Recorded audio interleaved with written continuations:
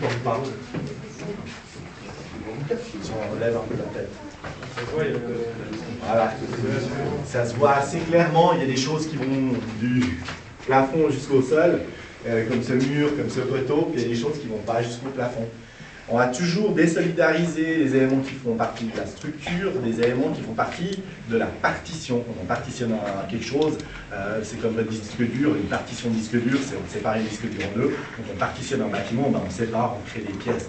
Donc ce qui est de la partition, de la séparation des pièces, c'est des éléments non porteurs dans ce cas-là. Ça peut être des éléments porteurs, mais dans ce cas-là, c'est des éléments non porteurs. Et on voit ici, il y a une petite couche d'isolation qui donne justement cette séparation, de manière à ce que la dalle ne soit pas en contact avec le mur, parce que le mur n'a rien à faire à porter.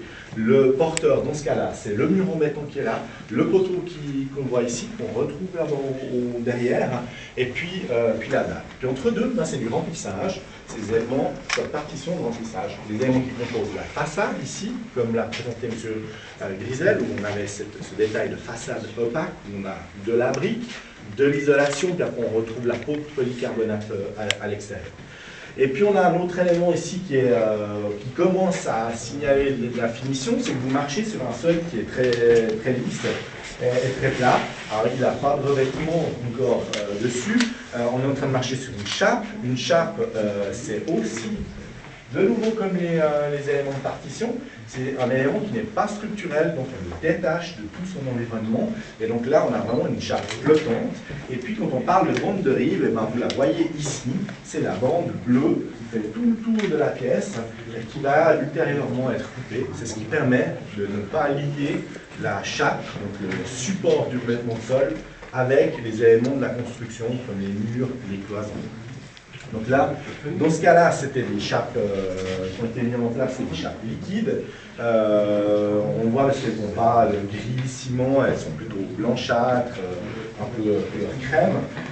Et puis elles sont, quand on les répartit, elles sont vraiment liquides, ce qui fait qu'elles sont auto-nivelantes. Elles vont se répartir et puis se mettre à niveau tout seul, ce qui est assez pratique après pour les corps de métier suivants qui vont venir mettre une moquette, un parquet ou un autre vêtement sur ce sol.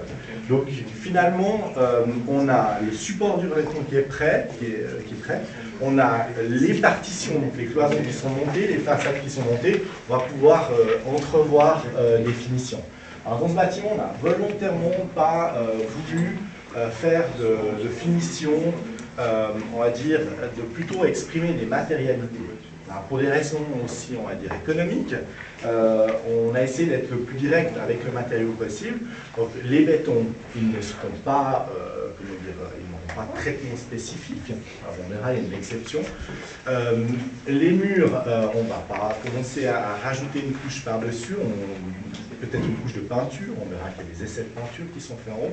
On va être vraiment dans les finitions relativement, comment dire, sur la retenue, et puis vraiment pouvoir exprimer les matériaux tels qu'ils sont, et puis aussi cadrer dans une enveloppe, dans un budget qui nous est donné, parce que si on commence à rajouter des couches, vous imaginez assez clairement que le prix du bâtiment augmente.